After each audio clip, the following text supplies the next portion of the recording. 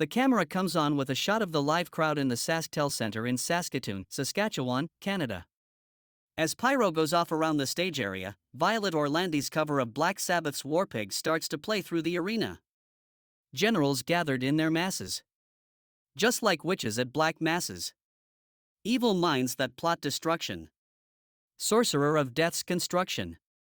In the fields, the bodies burning. As the war machine keeps turning.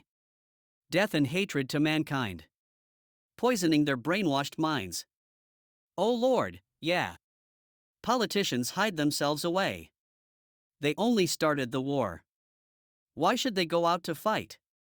They leave that role to the poor, yeah. Time will tell on their power minds. Making war just for fun. Treating people just like pawns in chess. Wait till their judgment day comes, yeah. Now in darkness, world stops turning. Ashes where their bodies burning. No more war pigs have the power. Hand of God has struck the hour. Day of judgment, God is calling. On their knees, the war pigs crawling. Begging mercy for their sins. Satan laughing, spreads his wings. Oh Lord, yeah. The Warzone logo comes up onto the screen as a series of pyro goes off. The now normal drone flyby on the arena goes across as the graphic shows that audience at home that 13,450 fans, of a capacity of 15,200, had joined the CWF tonight in the SaskTel Center. The camera then cuts to our announcers, Ben Price and Fast Eddie Vega. Ben Price, welcome to the second half of Season 3 for Conquest Wrestling.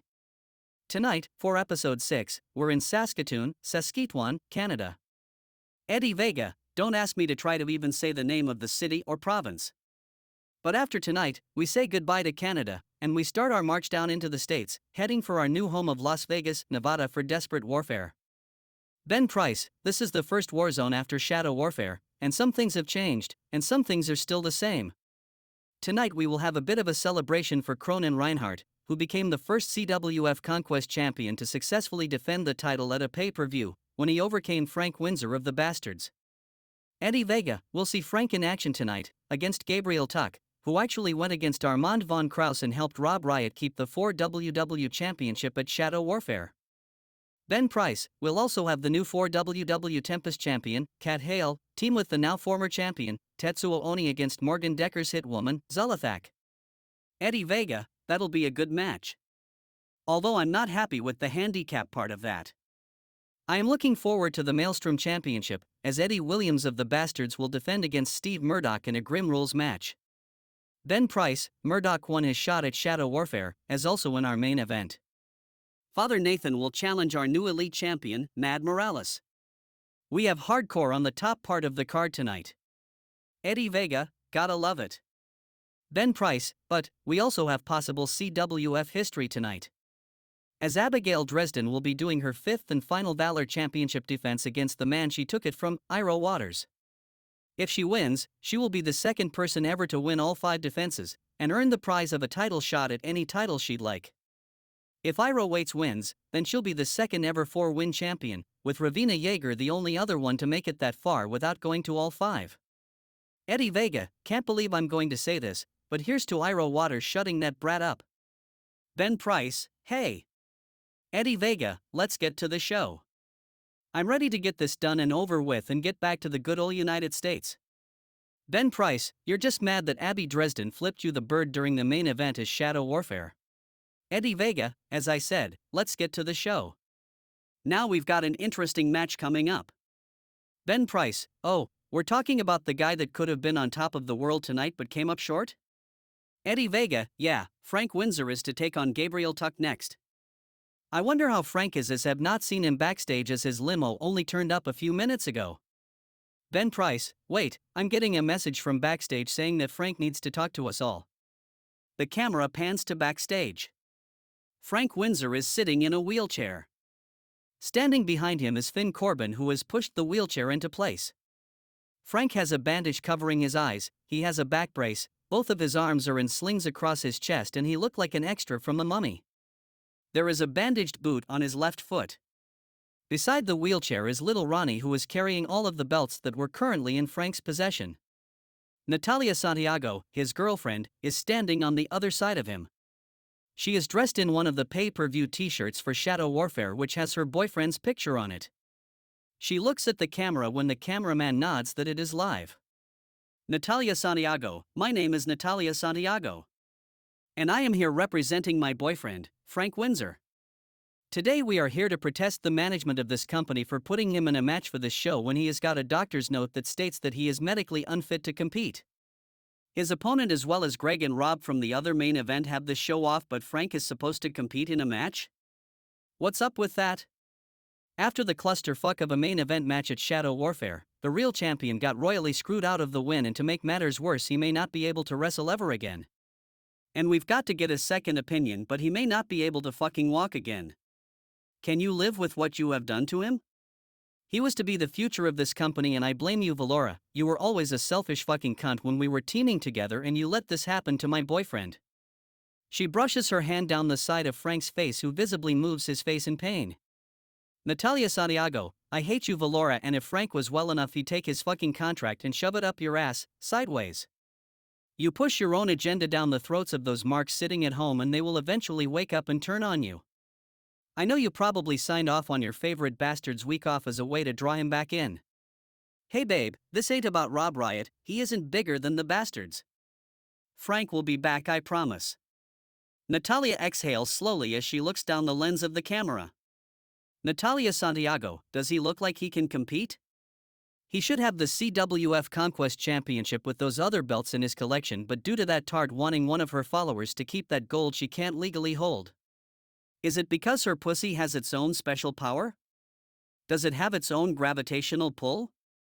Luckily Rob Riot seemed to have managed to break free of it, but a lot of Warzone's roster seemed to be being dragged slowly in. It's weird, really, isn't it? It must be like this fucking black hole dragging everything around it into it. Finn visibly laughs at what Natalia is saying to the camera.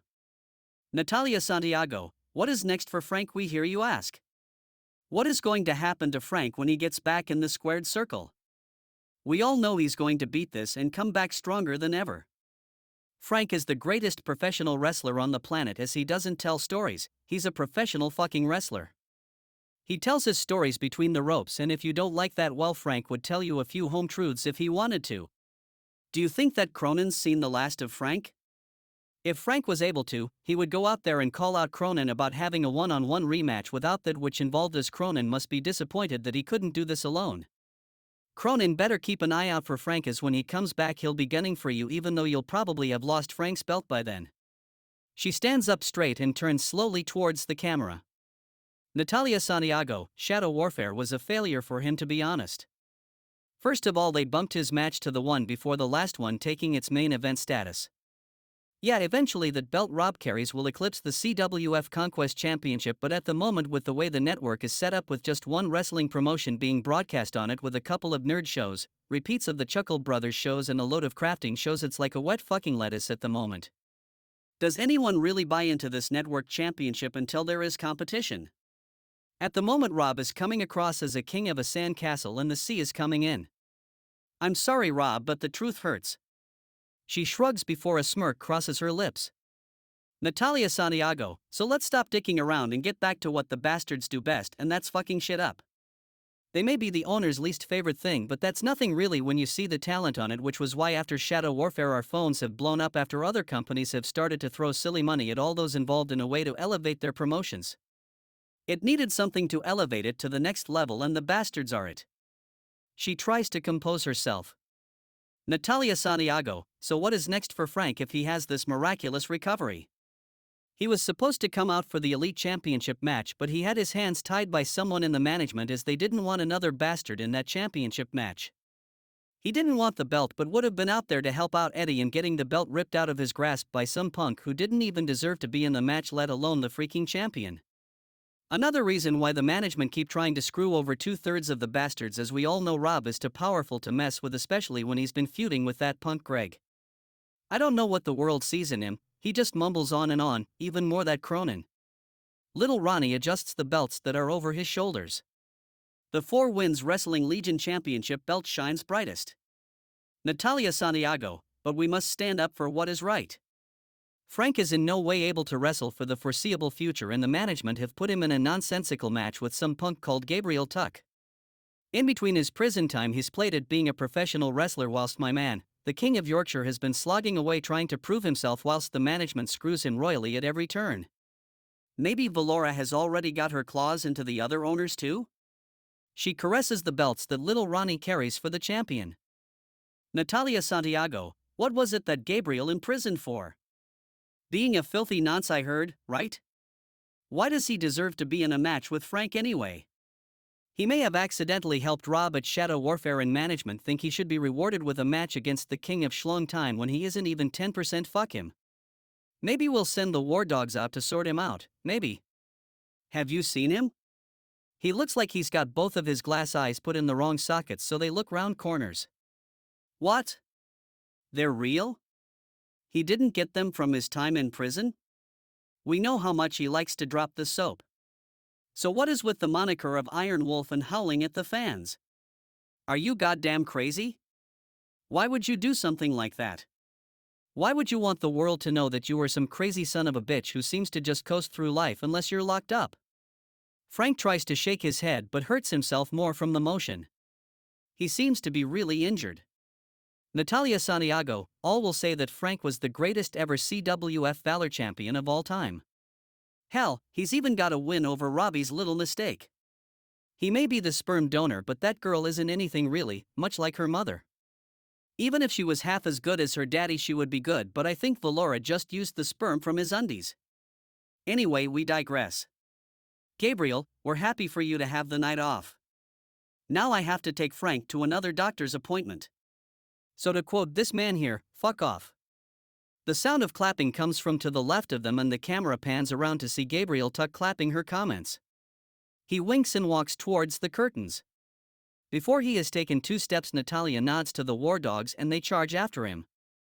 Finn hits him with a clothesline from behind, knocking him to the floor. Little Ronnie drags him up by the hair and launches him into the air and hits him with a Samoan drop to the concrete, knocking him out cold. Natalia Santiago, come on boys, let's head out. Finn pushes Frank off screen whilst the others follow. Security and medical crew rush over to Gabriel and start working on him whilst the camera goes back to ringside. Ben Price, what the hell? Did you just see that? Eddie Vega, I hope Tuck is okay after being jumped by Frank's associates, the War Dogs. Ben Price, that'll cost him a fine, especially with not having his match too. Eddie Vega, but did you see him? He's in a freaking wheelchair, mate. That may be the last time we see him. Ben Price, well, we'd like to take this time to apologize not only for Natalia's language but what she spoke about. That is her opinion, not the company's. Now let's move on to the next item on tonight's show. Eddie Vega, right after this short commercial break. Peak of Freak. Monster Factory. Let your inner freak emerge. The show comes back, and we're on the ring with Eric Wilson ready to announce the next match. Ben Price, welcome back. We're focused on the ring right now, as the handicap match between Zalathak and the team of Tetsuo Oni and Wicked Cat Hale is about to start. Eric Wilson, the following matchup is a handicap match. Introducing first, making her CWF wrestling debut. She comes in at 5 feet 8 inches and 165 pounds and hailing from Paris, Illinois. Being accompanied by Morgan Decker, this is Zalathak. As Cthulhu by Gunship starts to play and Morgan Decker steps out first. He motions to Zalathak as she comes out, like he was one of the prizer girls on The Price is Right. He then slips behind her as she walks to the ring, ready to go. Eddie Vega, now she looks impressive. She and Abigail Dresden are about the same size. Ben Price, she looks scary. I've heard she's got a record as well. Eddie Vega, she looks like it. Zalathak climbs up the steps and enters the ring. She starts to get ready as Decker has a conversation with some of the fans at ringside.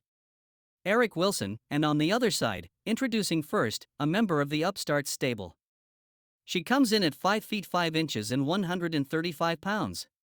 Hailing from the prefecture of Okinawa, Japan, she is the fourth to bear the mantle of the Tetsuo Oni. The intro static beginning of Reckless by Lacuna Coil starts to play. When the guitars hit, Tetsuo Oni 4 steps out onto the stage. She stands there, arms outstretched as she's wearing the motley robe to her gear for a few moments. She twirls around, but unlike her normal ring entrance, she doffs her robe there and waits, not heading down to the ring yet. Ben Price, Tetsuo Oni being a little wary of heading to the ring yet. Eddie Vega, after what Zalafak did to her at Shadows Rising, can you blame her?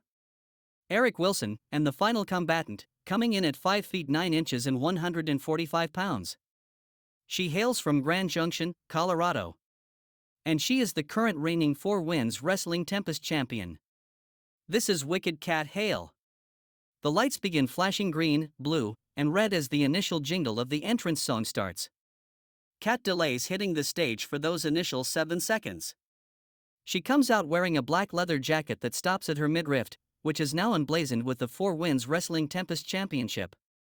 She comes out with high energy, throwing up the rock and roll devil horns a few times, before moving to either side of the stage to engage with the crowd. She turns to notice Tetsuo Oni still standing on the stage. Ben Price, not sure these two trust each other here. Good thing for Cat Hale is that Tetsuo Oni has to follow the honor code.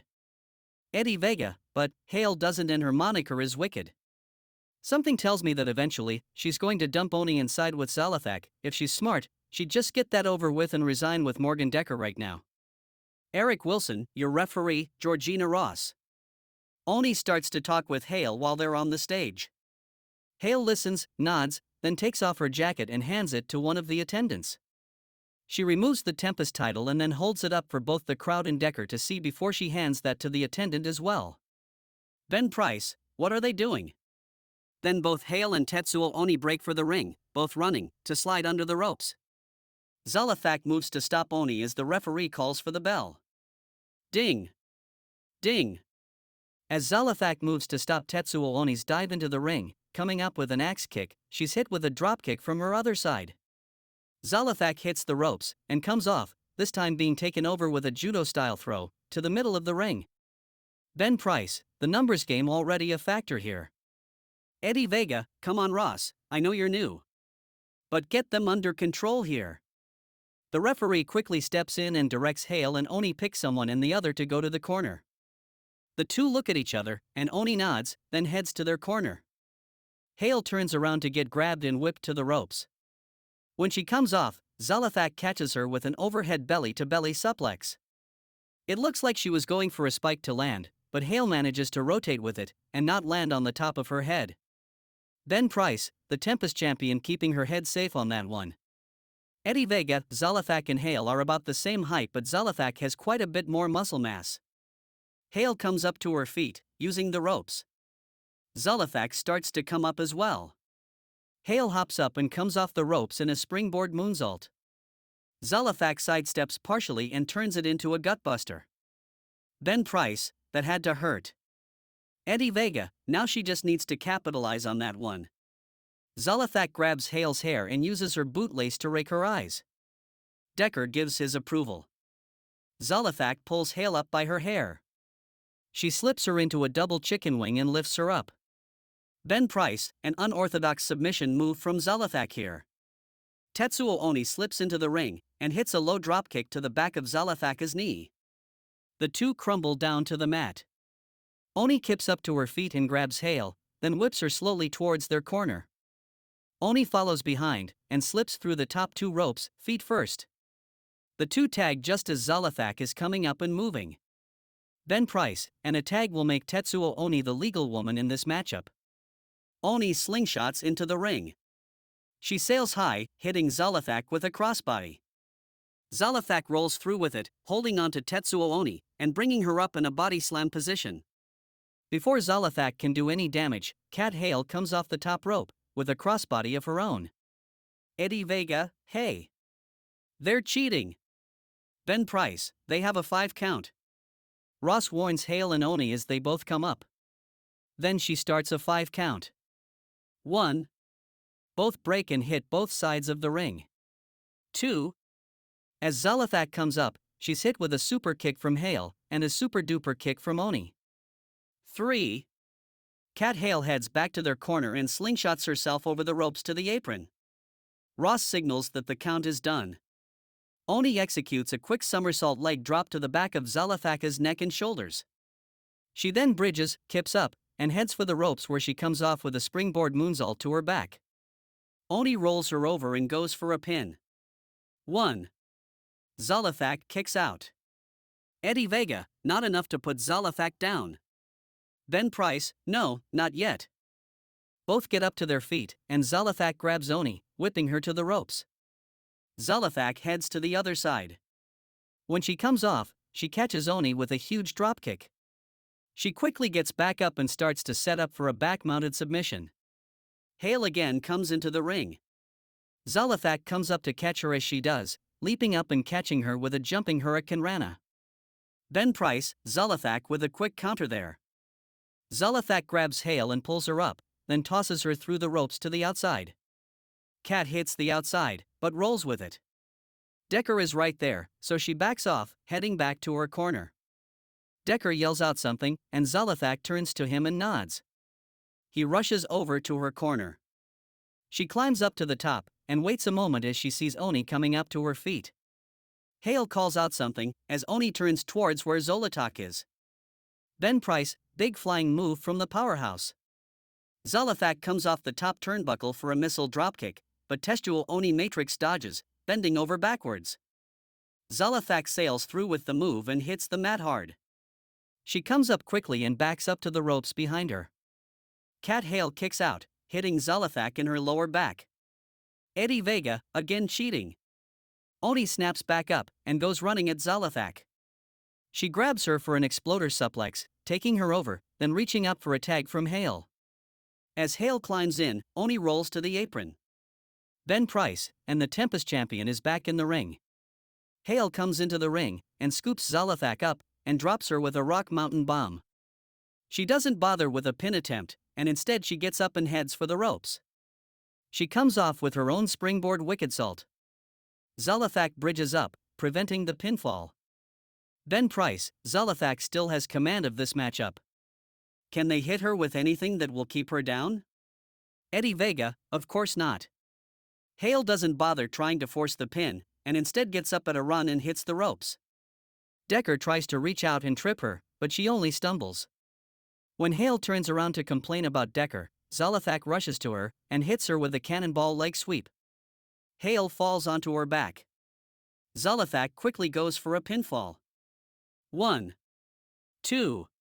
Tetsuo Oni sails in and hits Zalafak with a double knee to her back.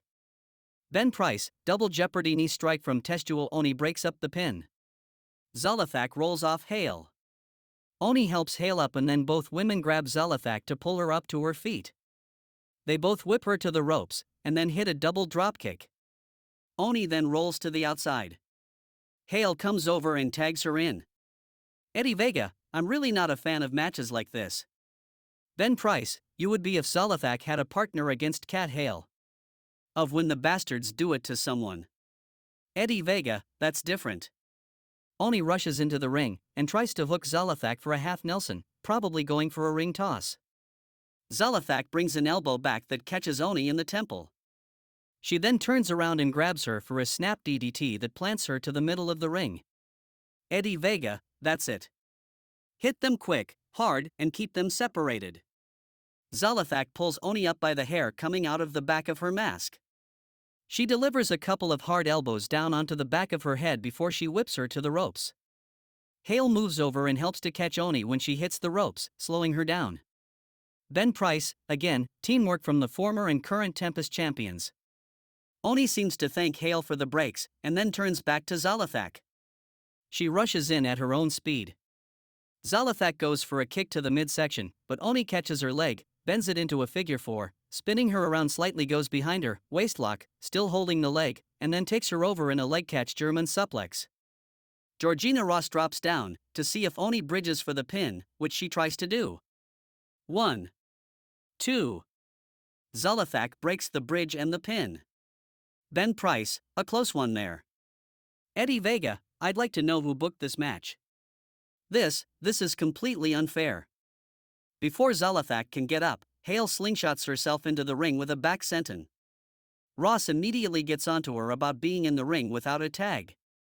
Oni starts to get up to continue the fight when Decker reaches into the ring and grabs Tetsuo Oni's leg. He jerks her right out of the ring, letting her fall face first to the floor outside. Ben Price, Morgan Decker just pulled Tetsuo Oni out of the ring. Eddie Vega, finally someone helping Zalafak out. Georgina Ross stops talking to Hale and signals for the bell. He then proceeds to get a single kick into her ribs before the bell is sounded. Ding! Ding! Ding! Zodathak comes to her feet and kicks Hale in the midsection, then drops her with a snapping DDT before she realizes the bell is ringing. Eric Wilson, Zalathak has been disqualified. Your winners, Tetsuo Oni and Wicked Cat Hale. Eddie Vega, wait? Why? Ben Price, he got involved in the match. He's not a competitor. He's a manager. Eddie Vega, what a travesty of justice. Decker starts to argue with the referee, and she points out that she actually saw him do it. He continues to argue, as Tetsuo Oni comes to her feet next to him. She quickly grabs him and spins him around. Before she can deliver the iron fist, Zalathak does a baseball slide drop kick to the outside, and then gets between him and Oni as she bounces off the guardrail. Hale quickly slides out of the ring as well, to stand next to Tetsuo Oni, in a stare down outside. Ben Price, they want to keep going. Eddie Vega, maybe make it a 2-on-2 next time. Georgina Ross slides out of the ring, and gets between the two groups, reminding them that the match is over. Ben Price, let's take a break, while we get this situated. Eddie Vega, don't cut away, I want to see if this breaks down. Fed UPS. Day or night? For when you need it, they're right TF now. The scene opens up to show Valora Salinas, one of the three owners of the CWF, and its director of content, standing in the ring next to Eric Wilson. Eric Wilson, ladies and gentlemen, introducing the CWF Conquest Champion. Hailing from Dresden, Germany. He is Cronin Reinhardt. Song by Rammstein plays over the PA as he walks out, Cronin coming out a bit slower than he usually does, still obviously suffering the effects of the big title match. Slung over his shoulder, rests the CWF Conquest title. Behind Cronin comes Kara with Lily and Raven. Kara obviously also carries the after effects of her big match. Cronin stands at the top of the rampway and listens to the roar of the crowd as they come to their feet. Ben Price, there he is, fans. He is officially the longest reigning CWF Conquest Champion in CWF history. That is an achievement that even Rob Riot and you have to acknowledge. Eddie Vega, that is. True. I still think the title defense against Iro Waters doesn't count, but he defended the belt at the pay-per-view and did something no one else has done. He retained the belt. I'll give him credit. I still think Valora Salinas and Rob Riot are better than him, but he is the champ and managed to beat Frank Windsor. Cronin makes his way down to the ring and climbs into the ring and stands in the center of the ring. Valora and him standing toe-to-toe, exchanging a few words not picked up by the mic. Eric hands the mic to Valora, who nods. Valora Salinas, alright. Well, much as I hate to stroke your fucking ego, we've hit a milestone. Every pay-per-view, the CWF Conquest Champion is contractually required to defend the belt. No one has ever come into a pay-per-view as Conquest Champion and left that pay-per-view champion. Valora sighs and rolls her eyes. Valora Salinas, except you. Of all fucking people. Cronin laughs a bit and shrugs. Valora turns back to the crowd. Valora Salinas, but enough from me. I'm just out here for the official announcement. Ladies and gentlemen, it's official. Give a welcome to the longest reigning CWF Conquest Champion, Cronin Reinhardt. Valora hands the mic to Cronin as the crowd comes to their feet and Cronin looks over the crowd. Cronin Reinhardt, you know. I'm often jokingly compared to Captain America. Don't get me wrong. I can see the comparison. And I love Cap. And on the big screen, Chris Evans nailed the role. But I start off this way because... Cronin pauses and lets out a small Hess-style laugh before he continues. Cronin Reinhardt, because... Well, because I kinda like to compare myself to another hero. See, I have a rep. Well, there's Cronin. He's so easygoing. He's a chill guy. Cronin? Oh man, it's impossible to piss him off. Cronin stops laughing as he gets deadly serious. Cronin Reinhardt, no. Not impossible. Just really hard. But like with Bruce Banner. Don't make me angry. You won't like me when I'm angry. A sad little poser named Scott Viper learned that. Val has learned that. Jesse Styles learned that. Frank Goddamn Windsor has now learned that. Rob Riot. Rob Riot. You will learn that one of these days. I swear one of these days you will not be able to run and hide. I will get your ass in this very ring and I will leave you lying on the mat broken. Just like I did to Jesse Styles. Just like I did to Frank Windsor. Ben Price, wow. This is a new side of the champ. Look Eddie, even Valora seems surprised. Eddie Vega, well, Benny boy. Frank Windsor and Cronin beat each other almost to death. Let's not forget, Frank Windsor was carted out on a stretcher and Cronin was practically carried out by his allies. Neither man was able to leave the fight under their own power. Valora demanded blood and violence and Frank Windsor and Cronin delivered. That has to change a person. Cronin pauses as the crowd rises to their feet again and cheers. Cronin paces about the ring for a moment. Cronin Reinhardt, but I wasn't the only champion to retain their belt. Abigail Dresden once more hangs onto the Valor title and my sister and Greg Salazar made sure Bad Company holds onto the tag team belts we have. Rob Riot managed to hold onto his belt too. Now obviously, skill played a part in that, but damn Rob. We all saw it. You won because Greg Salazar decided not to end your career. So brag all you want, but when you look at yourself in the mirror, there's going to be that little voice in the back of your mind that points out you are champ because Greg Salazar was an honorable man and decided not to end your career to win a title. Ben Price, well I think it's obvious Cronin's plans. He's all but calling out the 4 wins champion. Eddie Vega, champion versus champion?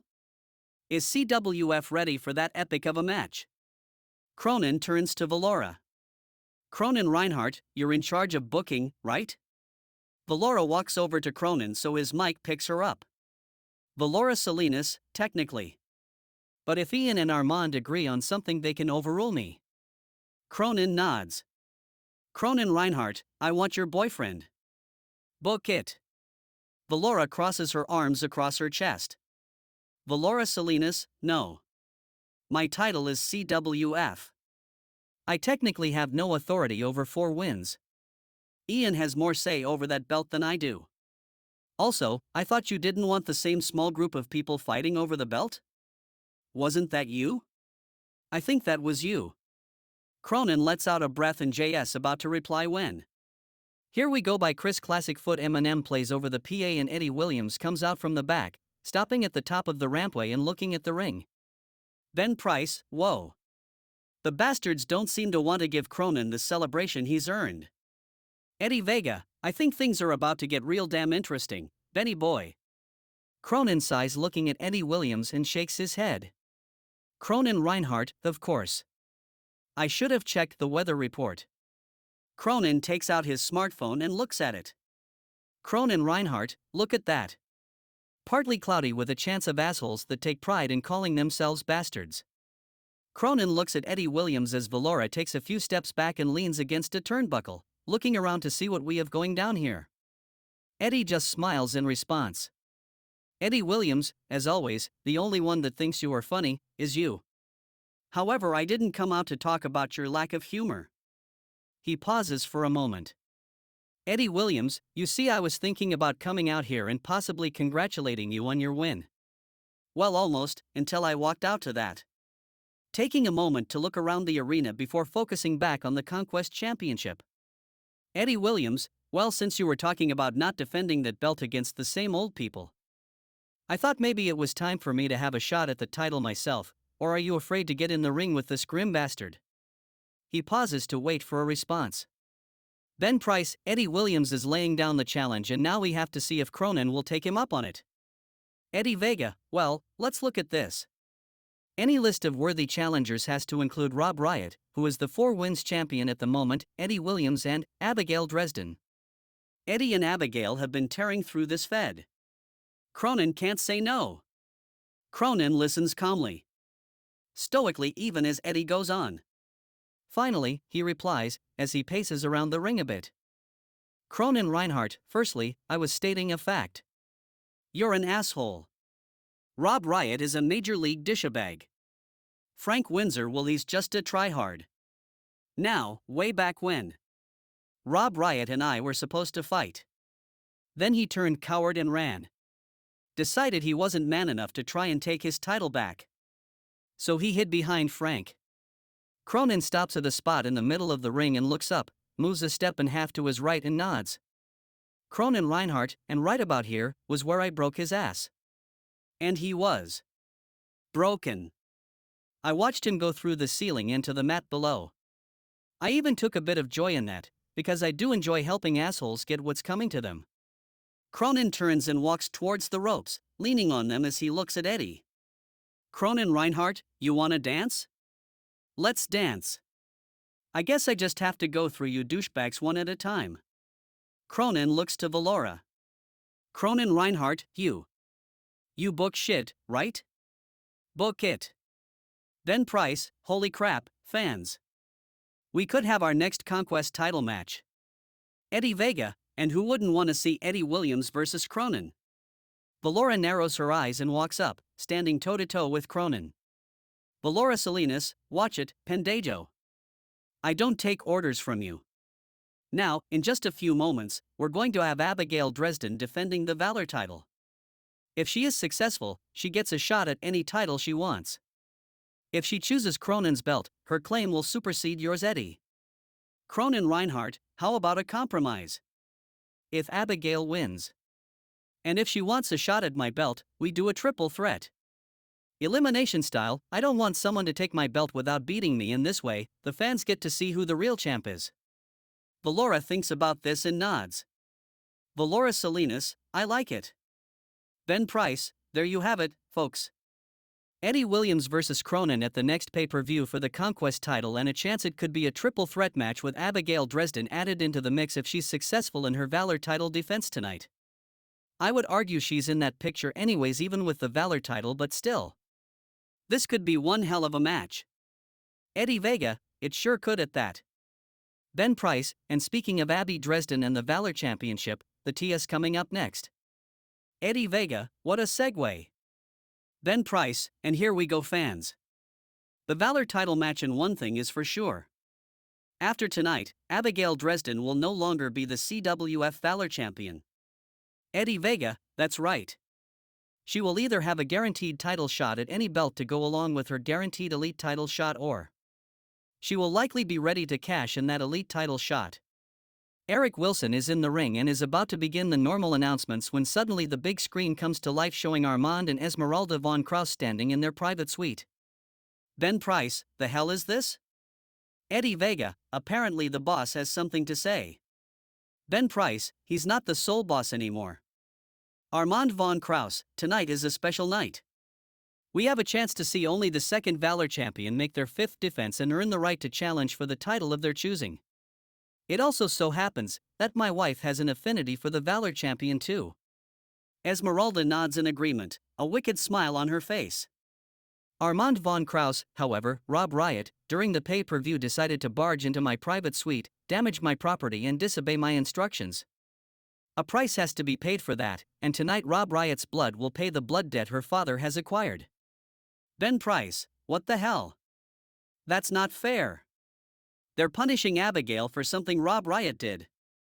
Eddie Vega, apparently, Armand wants to expand the war he and Rob Riot are fighting.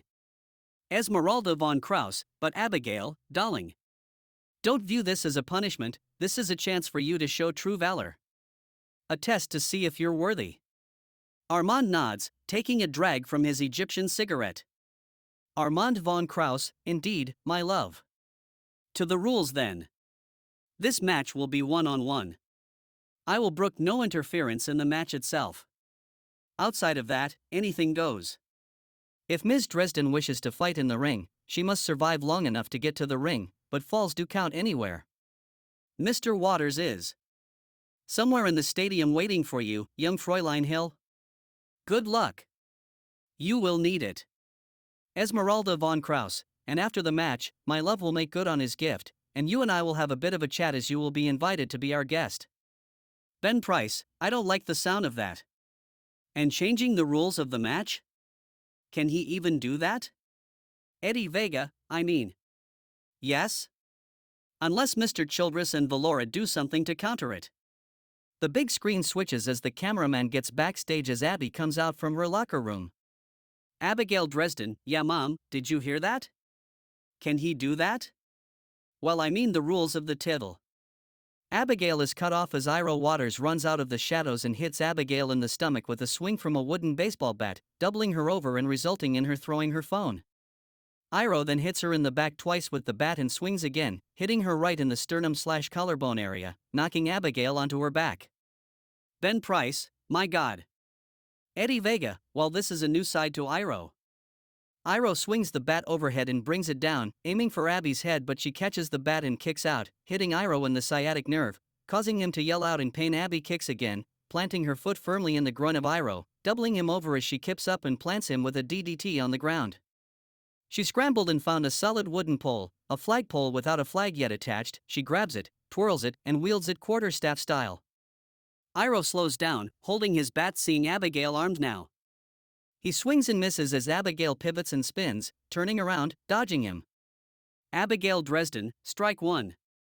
Iro growls and swings again. Abby dodges and ducks under the swing, dodging once more. Abigail Dresden, strike two. Iro bangs the bat on the ground and yells out, charging and swinging. Abigail drops into a split-legged position and rolls to avoid it. Abigail Dresden, strike three. Abigail instantly goes into her counter-attack as he turns to face her, cracking him on the knee, hitting on both the left and right side of the rib cage, and then sweeping his legs out from him, knocking him down before thrusting the end of the staff into his sternum. Abigail Dresden, you're out. Abigail sighs and looks around as Ashley Beaton arrives to ref the fight, and Iro gets back to his feet and charges at Abby again, swinging his bat. Abby blocks. He swings again and Abby blocks overhead, the staff broken in two. Abby wields the broken halves two-handed, swinging at Iro, who dodges back and avoids two swings, blocks a third and slams the end of his back into her gut, but he pays the price as Abby connects with one of the halves, hitting him in the shoulder. Ben Price, this fight is getting brutal, but we did just see Abby use that pole as a quarterstaff, right? Eddie Vega, she won't come over to play Dan D with you, nerd. Ben Price, I wasn't going to suggest she might, but now that you mention it. Eddie Vega, focus, nerd. Have you forgotten the two fighters nearly killing themselves here? The fighters make their way through the backstage area. Iro tries to swing the bat again, but Abby cuts him off with kick to the gut, doubling the young man over and hitting him with a European uppercut. She roars out and charges, grabbing Iro by the shorts as she slams her shoulder into his gut, wrapping her arms around him as she picks him up, and the two hit a railing and tumble over it, both fighters landing on top of a group of wooden pallets.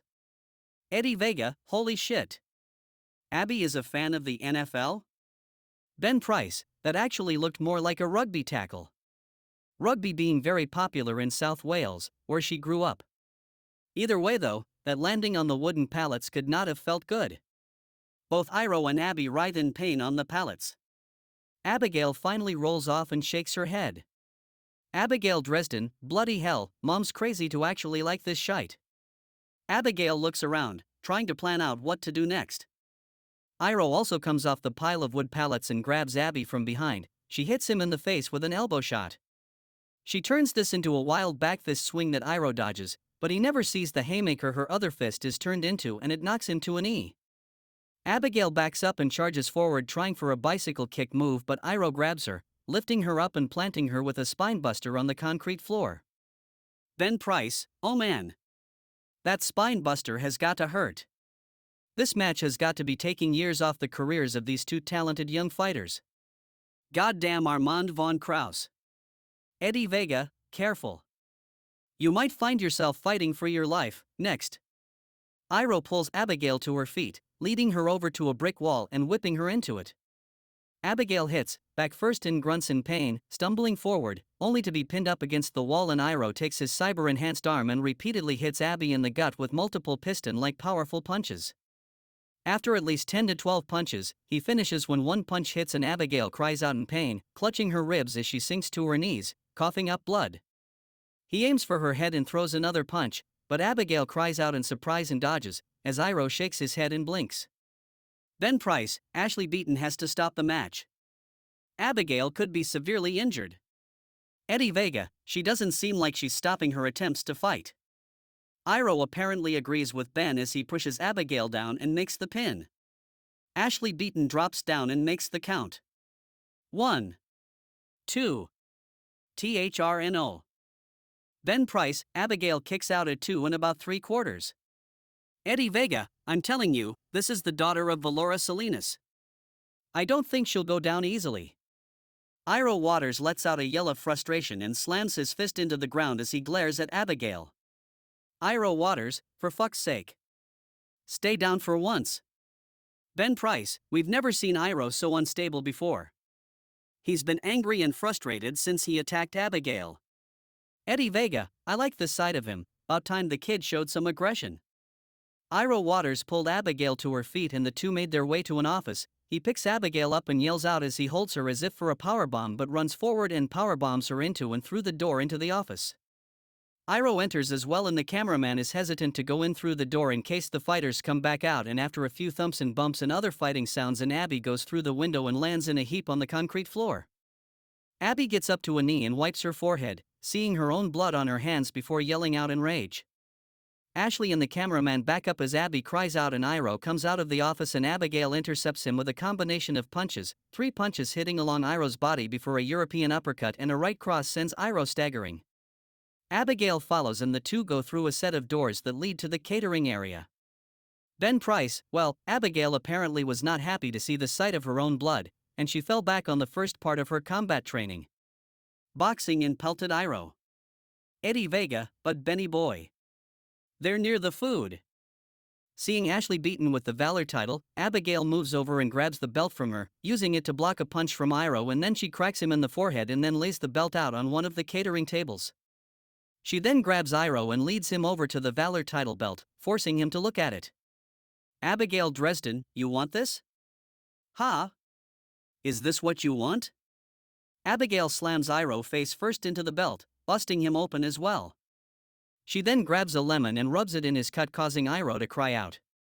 She follows this up by pausing to take a few nachos and eating them and leading Iro through the walls into the luxury and corporate suites. Iro fights back, punching her in the gut and hitting her in her injured ribs, bringing Abigail to her knee.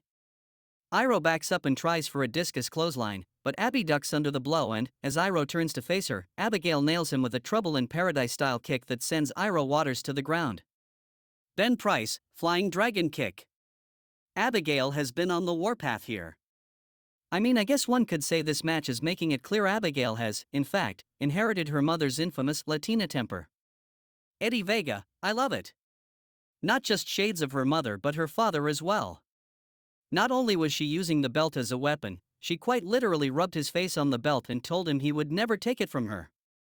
Abigail rolls over and makes the cover, Ashley Beaton sliding in to make the count. 1, 2. Ben Price, Iro Waters kicks out at 2. Eddie Vega, this match isn't over yet, Benny Boy. Abigail gets to her feet and lets out a frustrated sigh, looking around for something to use as a weapon.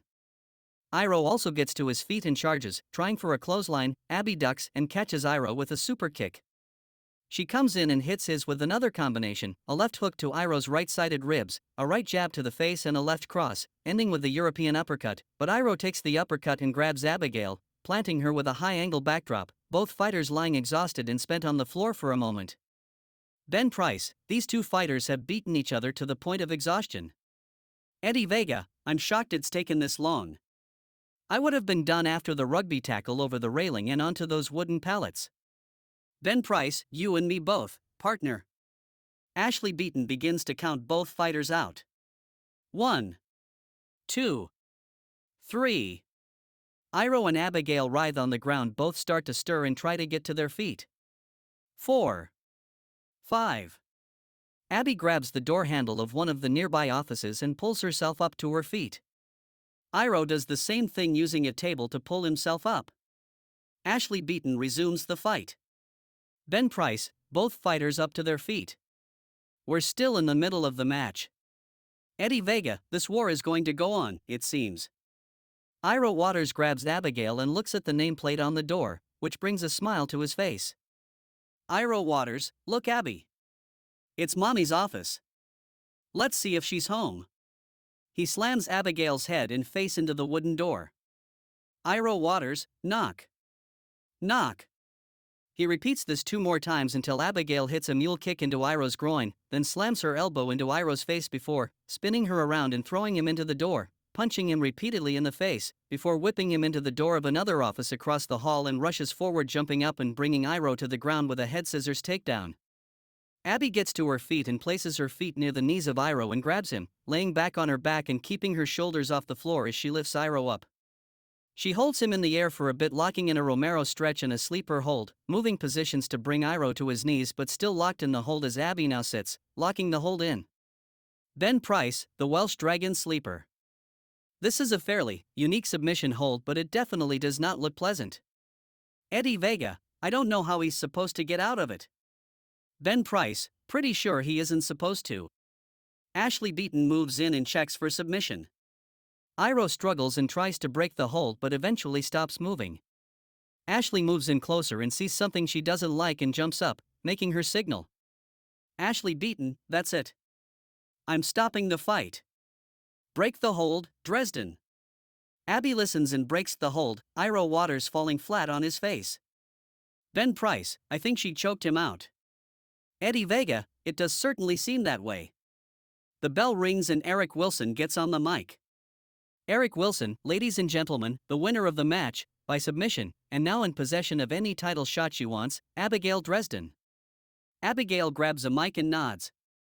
Abigail Dresden, Conquest title. Guess it's a 3-way dance now. Ben Price, wow. Abigail wasting no time in cashing in her title shot. She's also coming for Cronin's Conquest title.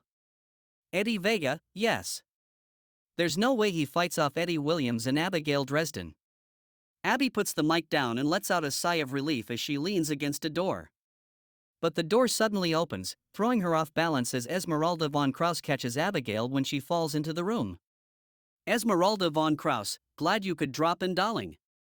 Come on in and stay a while. The door closes. Ben Price, did we just see Esmeralda von Krauss kidnap Abigail? Eddie Vega, maybe? I mean, maybe they just want to talk with her? Who knows with Armand and Esmeralda? I know one thing right now, if this is anything more than a temporary chat with Abigail, Armand and Esmeralda will soon find themselves dealing with a very angry Valora. I'd say Rob Riot too, but he already seems pissed off at the Von Krauss duo. Ben Price, we'll find out more when we come back, right now we have to go to a commercial. Eddie Vega, and when we come back, the 4WW Maelstrom champion, Eddie Williams, defends against Steve Murdoch in a Grim Rules match. The Bastards. Utter Brush It. Utter Brush It beer, your life is empty, our bottles aren't. The show comes back, once again in the ring with Eric Wilson. Ben Price, and here it is, the 4WW Maelstrom Championship match, being defended in a Grim Rules match. Let's let Eric take it away.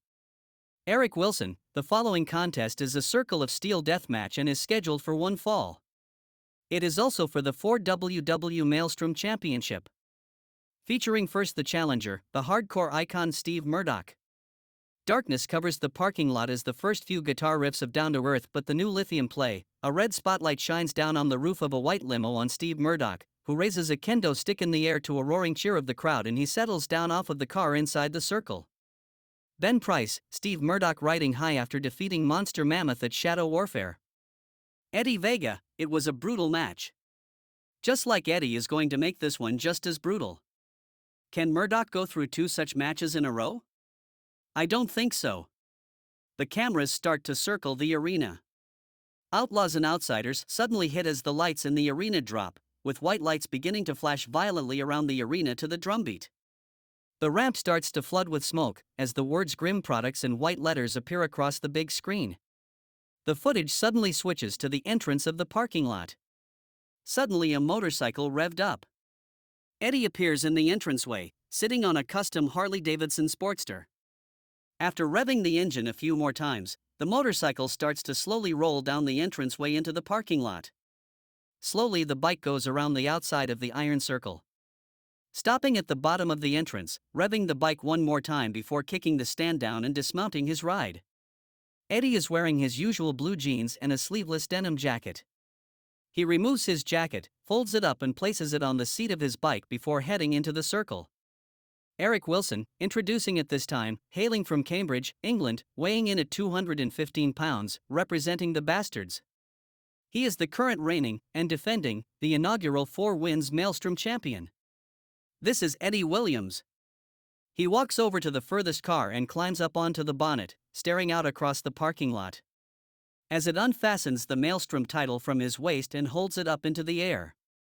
As his music dies down, he drops down and sits on the edge of the car bonnet ready for the match to start. Ben Price, Eddie Williams chose this type of match.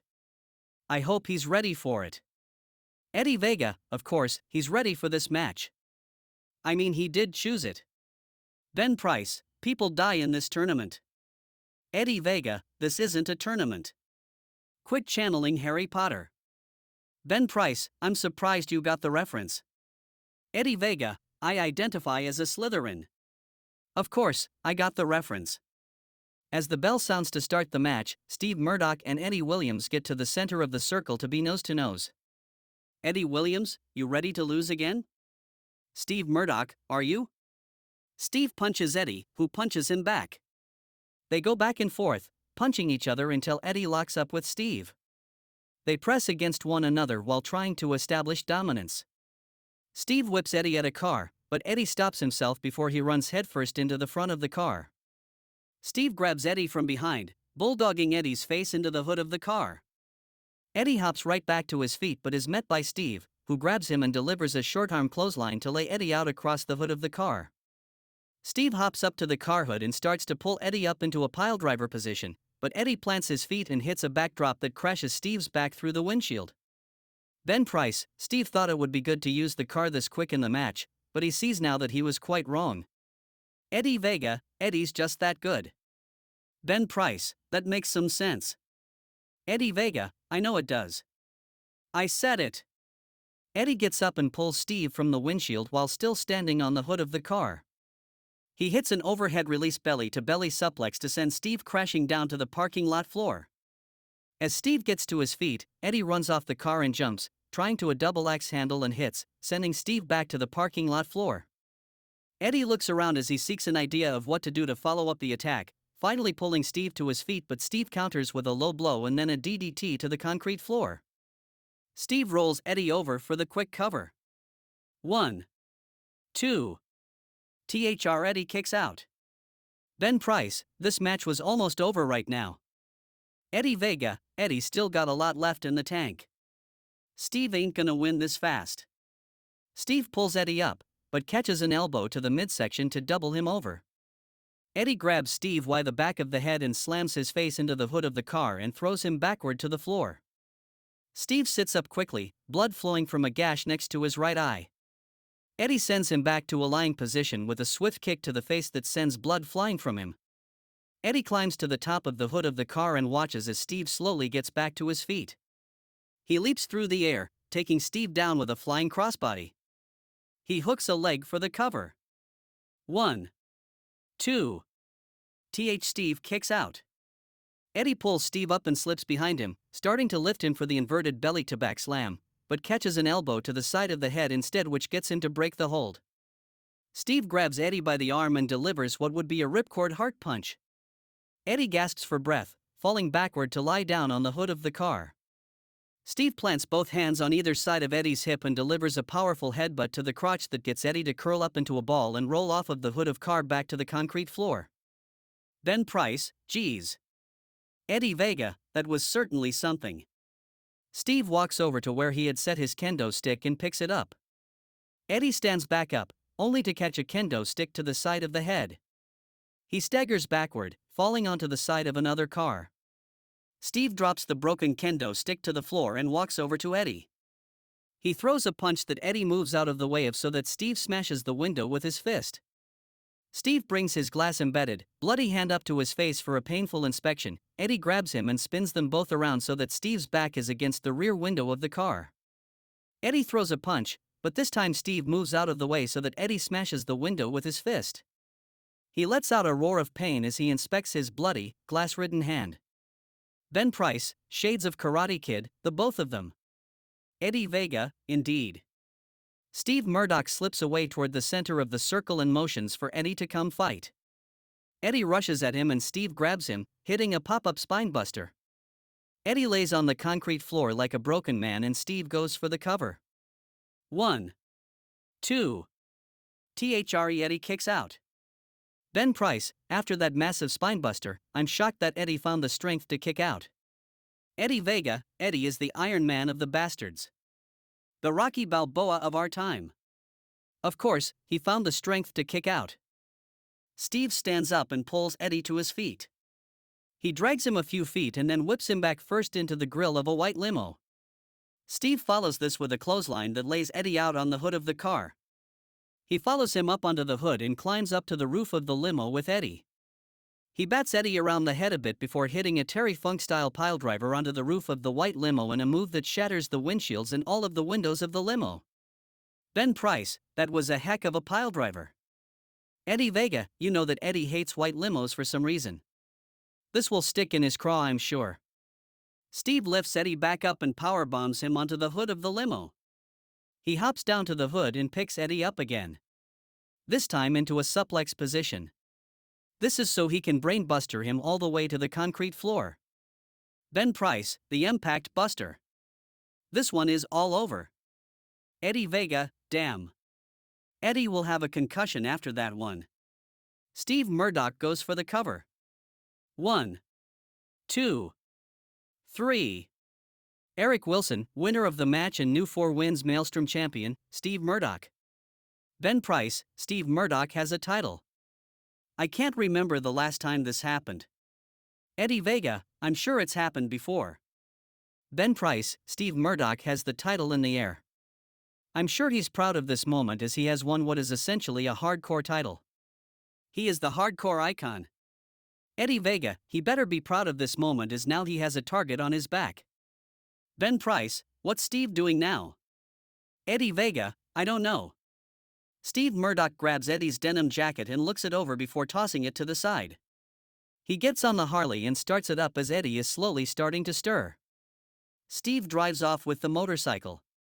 Ben Price, I guess Steve thinks he's won the motorcycle as well as the championship. Eddie Vega, stop, thief. Eddie Williams raises his head just in time to see Steve driving away with his motorcycle and passes back out.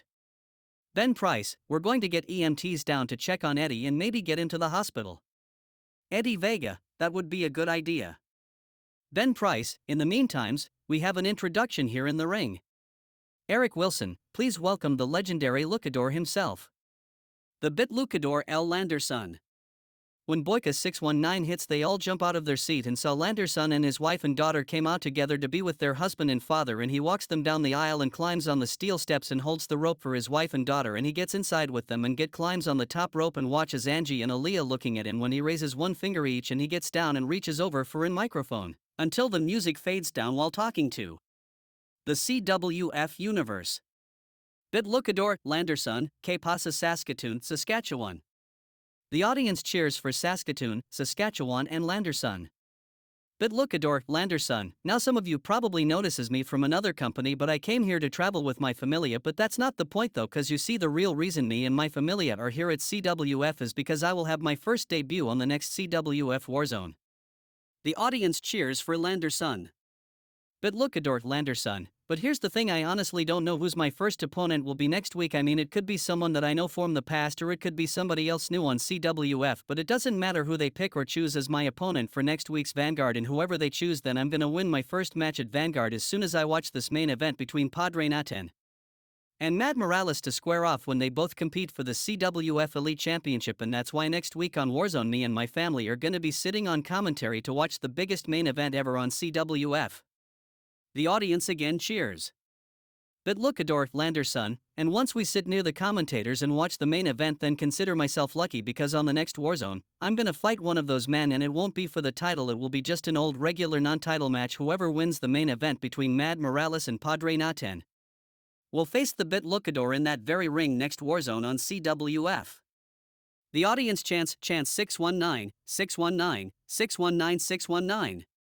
BitLookador, Landerson, so the BitLookador will see one of you shortly after you two settle your differences in the ring because me and my familia will be sitting beside the commentary on Warzone at CWF. BitLookador Landeros, b.oo.y.k.a. Boyka619 plays Landerson lowers the mic down and holds the bottom rope for his lovely wife and daughter, and all three of them exit out of the ring and walk straight up towards the ramp and heads back to his locker room before his first debut next week on Vanguard. Ben Price, and a challenge to whomever wins tonight's main event. We'll see that when we return. Eddie Vega, and we'll find that out when we come back. Lonely fans. We'll touch you in a place a real girl would. In your wallet. Eddie Vega, well, here we go, folks. This is for Mad Morales Championship belt. The stipulation for the match was sorted earlier in the day. Ben Price, yeah, this is a back alley brawl but with a difference. This is going to be extreme and unsanctioned, so they signed a waiver to change the rules slightly. Usually the winner is announced when one of the two competitors escapes through the door at the end of the alley. But both combatants wanted to finish with a pin so they could inflict more damage on their opponent. Eddie Vega, wait a minute, I'm getting a message on my headset. Really? Ben Price, what is it? Eddie Vega, it seems that Gabriel Tuck is okay from his beating from the War Dogs earlier tonight. Ben Price, that's good news. Okay, it seems that we've got to go backstage somewhere for this back alley brawl.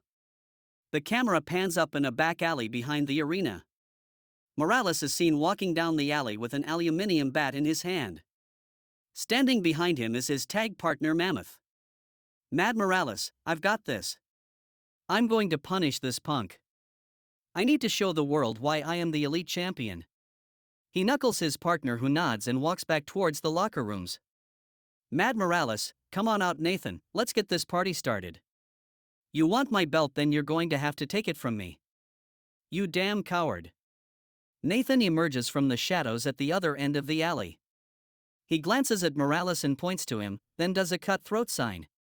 Mad's had enough of waiting and runs towards him. He starts hitting him hard with some left hands but doesn't seem to even faze him.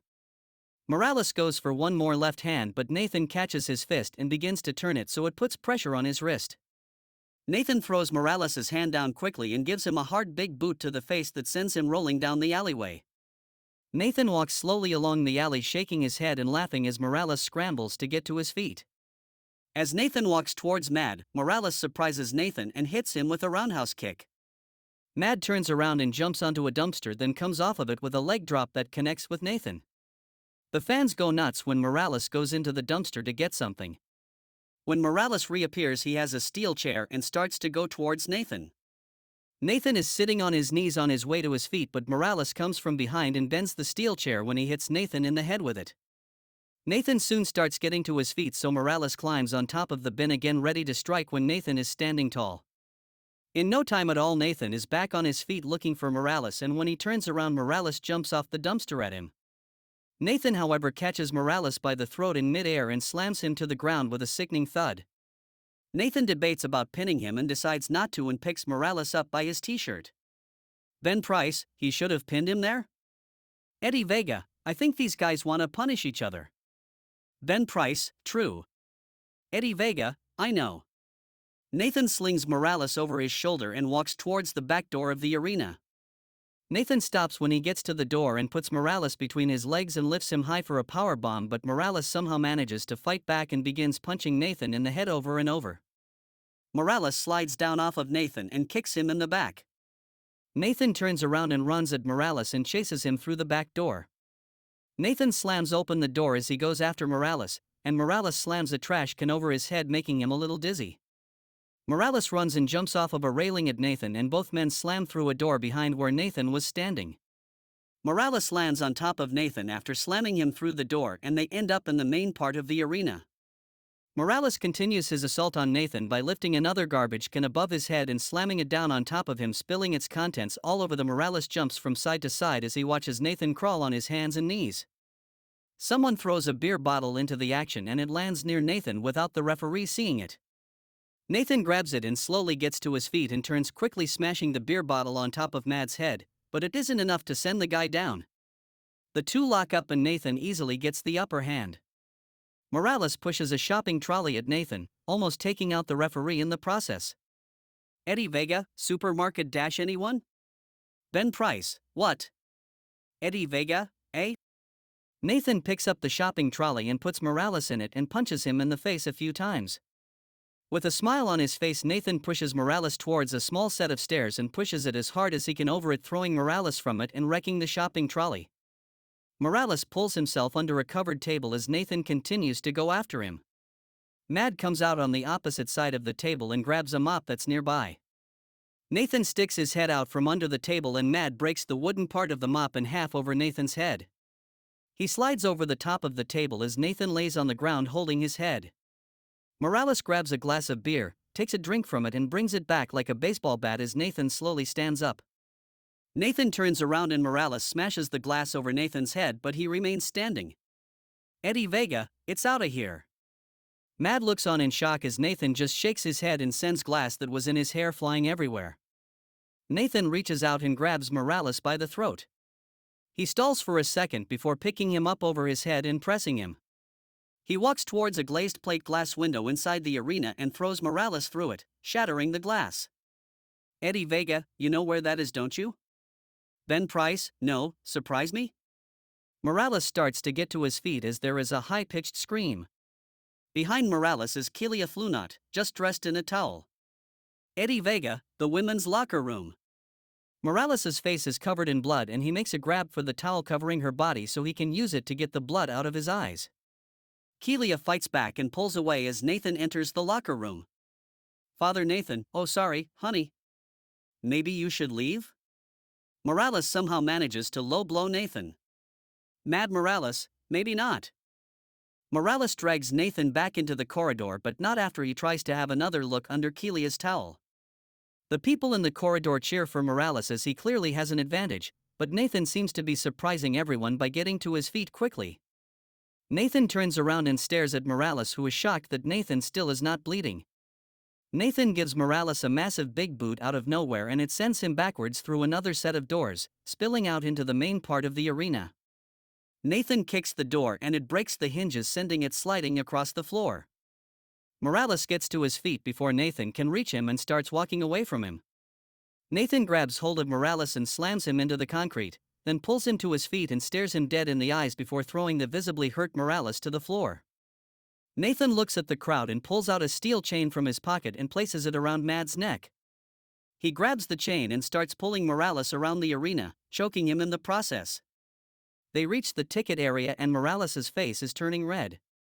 Nathan grabs a trash can and empties it on the floor and yanks Morales up to his feet, then puts him inside it, his feet hanging out the top. He carries it over to a set of stairs going down, places the trash can on its side and kicks it down the stairs. It reaches the bottom and breaks through the main entrance, shattering the glass doors. Nathan follows the trash can outside and pulls Morales from it and finally covers him. Eddie Vega, I hope the owners ensured, as these two just want not only to destroy each other but the arena as well. Ben Price, I know, but look, an actual pin attempt. 1. 2. Morales somehow is able to force himself to kick out of the pin. Nathan looks pissed off as he stands on his feet. The ref gets down by Morales and asks him if he wants to give up, but Morales pushes him away and flips onto his stomach and tries to push himself to his feet so the brawl can continue. Nathan lets him stand up and grabs him by the back of the head, leading him around the side of the arena to the car park.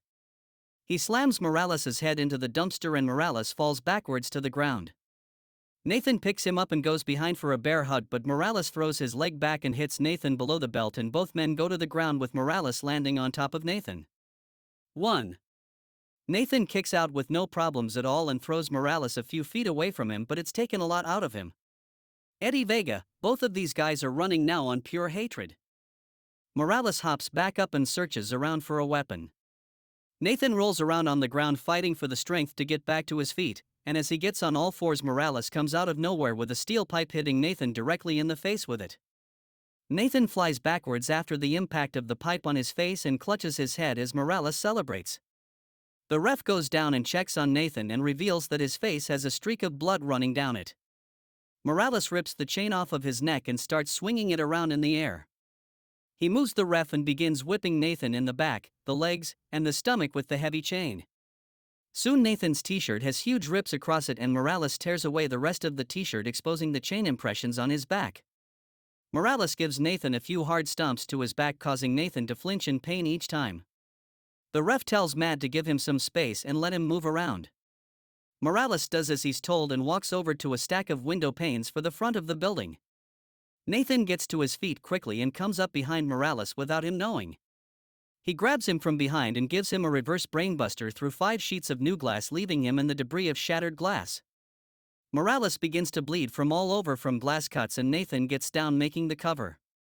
1, 2. Morales miraculously kicks out. Eddie Vega, holy shit man. Nathan picks up Mad's bloody body and throws him off of the glass back to the outside of the arena. Morales gets on his hands and knees and Nathan kicks him, so he rolls down some concrete steps and goes by the sidewalk. Nathan picks him up and throws him at an oncoming car. The car stops but still hits Morales a little bit. Nathan grabs Mad's head and slams it onto the hood of the car, putting a dent in it. Nathan puts Morales on the hood of the car and gets up on it as well. Ben Price, what are they up to? As he lifts Morales up, Morales hits a low blow and does a quick DDT, smashing Nathan's head against the windshield of the car. Morales pulls the woman driver from the car and starts driving the car towards a wall. As the car reaches the wall, Nathan slides off of the hood and rolls on the ground as the car smashes into the wall. Nathan looks at the car with a sick smile on his face as he pushes himself to his feet. He walks over to the car and reaches for the handle, but suddenly the door whips open, smacking him in the face and knocking him backwards towards the ground. Morales comes out of the car holding his chest and coughing as smoke comes from under the hood of the smashed car. Morales grabs a glass bottle off of the ground and walks towards Nathan, who is sitting straight up. Morales brings the bottle back and smashes it against the back of Nathan's head. But nothing happens. Nathan grabs the back of his head and continues to stand up on his feet. Morales jumps on his back and starts punching the back of his head over and over. Eddie Vega, damn, this is getting too extreme for my liking. Can't we take the cameras out so we can get a proper match in this ring? Ben Price, we agree on something. Nathan reaches back and flips Morales over his head onto the ground. Nathan walks over in an alley and grabs 2 trash cans and brings them over to Morales. He places one on Morales' face and lifts the other high above his head. He starts to come down, but Morales pushes the one up into Nathan's face and flips up to his feet and kicks the other into his face as well. Both men exchange punches with each other but seem to be slowing down because of the blood loss for each man. Morales brings his hand back and decks Nathan hard in the face, but Nathan brings his hand back and does the exact same. The two battle through the alley, slamming each other's heads into the brick walls that surround them. Eventually they battle out of the alley and back onto the street. Morales grabs a tree branch on the ground and whips Nathan in the face with it, knocking him back, and he hits his head on the corner of a bench, cutting his head open more. Morales takes advantage and covers Nathan, hoping to end the match. 1, 2. Nathan lifts a shoulder up at the last second and shocks both Morales and the ref, who exchange glances with each other. Morales goes to the head of Nathan and tries to lock in an armbar, but Nathan manages to wiggle free and roll away.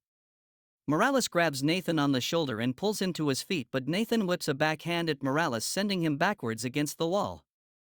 Nathan grabs Morales' t-shirt and drags him across the street to a big building and throws his body against the door, breaking it open. Nathan enters the building and looks at Morales' broken body. With a sinister smile, he drops to his knees and covers Morales, with the ref making a rather fast count. 1, 2. Kick out.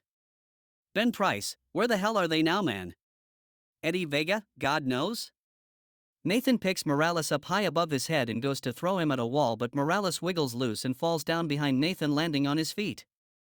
Nathan turns around and gets a big boot to the jaw. He starts to punch Nathan. Morales hits Nathan so many times that his hands begin to bleed. Morales jumps in the air and gives Nathan a standing dropkick that knocks him right off of his feet and sends his body crashing to the ground. Morales goes to a tall mirror that is covered in dust and pushes it over so it lands and shatters on Nathan's body, cutting him up even more. Morales drags Nathan's bloodied body into what appears to once be a dining room and puts his body on the table. From there he climbs onto an old cabinet near the table and wipes the blood away from his face. He jumps off the cabinet and gives a big-time leg drop through the old table, destroying it. The ref looks down at both men who don't seem to be moving and starts his knockout count. 1, 2, 3, 4. Eddie Vega, here we go. Morales starts to move around through the broken pieces of table looking for Nathan's body to cover. 5, 6. He finds Nathan's body and puts his arm across, and the ref sees it and gets down to count the pin. 1, 2. And Nathan kicks out again at the last second. Morales rolls off of him and looks straight up at the ceiling as Nathan fights to breathe easy. The ref starts to count, but Morales gets up quick and tells him to stop. Morales looks down and focuses on where Nathan was, but he's gone.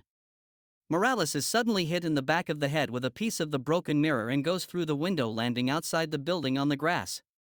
Soon the ref jumps out the window as a blaze is set in the house. Nathan comes out with an empty gasoline tank in his hand and drops it when he gets outside. He comes towards Morales and picks him up, bringing him towards the inferno. As they draw in closer to the window of the building, Morales slides over Nathan's back and nails a DDT. Nathan lays on the ground looking completely out of it as fire trucks are heard in the distance coming to put out the fire inside the building. As Morales bends over to pin Nathan, he jerks up, grabbing Morales by the neck and standing on his feet. Morales blocks the hand and kicks Nathan in the stomach, knocking him backward onto the floor. He quickly climbs up onto a wall and launches himself off with the 8th deadly sin. Morales takes advantage and makes a fast cover with the ref coming down right behind him. 1, 2, 3. Eddie Vega, it's finally over, but have both survived? Ben Price, more importantly Morales is still the champion. Paramedics come rushing to the scene where they load Morales and Nathan up onto stretchers. Morales sits up and raises his arm into the air as they close the ambulance doors. Suddenly one of the doors is pulled open as the war dogs enter the ambulance. Eddie Vega, what are they doing there? Ben Price, looks like Natalia is there also. Frank Windsor can't be far behind? Eddie Vega, unless the bastard hasn't been wheeled here. Finn pulls out one of the stretchers. Eddie Vega, what's Finn Corbin doing? Ben Price, remember Frank said he still hasn't finished with Father Nathan? Little Ronnie pulls the figure off of the stretcher. Eddie Vega, that's not Nathan, that's Morales? Little Ronnie locks Morales and powerbombs him to the concrete. He has a sinister smile on his face as he drags Morales back up. Monster Mammoth suddenly appears from out of nowhere but is caught from behind with a shot from a kendo stick from Finn Corbin. Mammoth doesn't react at all and slowly turns around and grabs hold of Finn by the neck and lifts him up. His feet are a few feet off of the ground. Eddie Vega, now that's what you get for interfering. Mammoth slams Finn into the side of the ambulance. Finn falls down to the ground. Mammoth turns ready to help his tag partner but is met with a spear from Little Ronnie. Natalia helps Finn back up and they run off. Mammoth manages to get to his feet and helps Mads to his feet as the ambulance leaves with Father Nathan. Firefighters arrive to put out the flames shooting from the old abandoned building. Eddie Vega, so Mads and Mammoth won't let this lie. Ben Price, they will have something to say about Frank Windsor's minions attacking Mads, which was completely unprovoked. Mammoth and Mads both look angrily at the burning building as the referee hands Mads his championship belt. Mads is leaning on Mammoth as the picture fades to black. Ben Price, that's all the time we have tonight. Eddie Vega, and what a show it was. Mad Morales is still elite champion. Ben Price, well, we have a hell of a start for the second part of Season 3 here tonight. Join us next time when we come to you from Nampa, Idaho. Eddie Vega, Idaho? Who the hell goes to Idaho? Ben Price, Vanguard is in Billings, Montana. Eddie Vega, that's worse than Saskatoon. Ben Price, well, that's where Episode 7 will be held. Don't worry, we're on our way to Las Vegas. In the meantime, remember. Both, #JOINTHCONQUEST